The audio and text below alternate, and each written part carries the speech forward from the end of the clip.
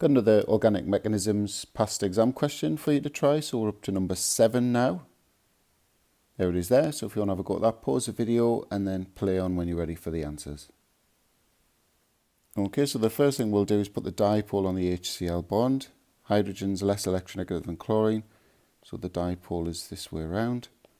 So because that hydrogen's slightly positive, a pair of electrons from the carbon-carbon double bond, it's the pi electron pair actually, will be attracted to that hydrogen.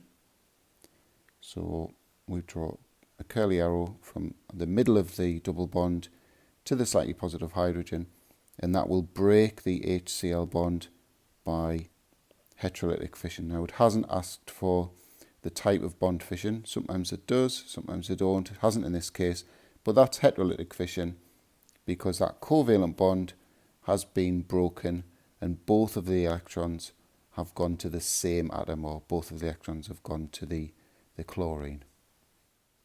So had that been asked, there's the answer I would have given. Heterolytic fission, breaking of a covalent bond, or breaking of the HCl bond, so that's your fission bit, where both electrons go to the same atom, or both electrons go to the chlorine in this case, and that's your heterolytic bit. The next bit of the mechanism, we've got to draw up the structure of the intermediate, or the carbocation intermediate, to give it its full name. So what's going to happen is the pair of electrons that's come from the pi bond is going to bond one of these carbons to that hydrogen.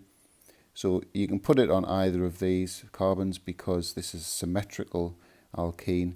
If that had been a CH3 group or any carbon group, you would have then had to go into sort of carbocation stability, which it's not asking in this case, or it's not relevant in this case, I should say. So there's the carbocation intermediate. Obviously, if you've done it the other way around, then your hydrogen's going to be here and your positive charge is going to be on that carbon there. So don't forget about the Cl- ion.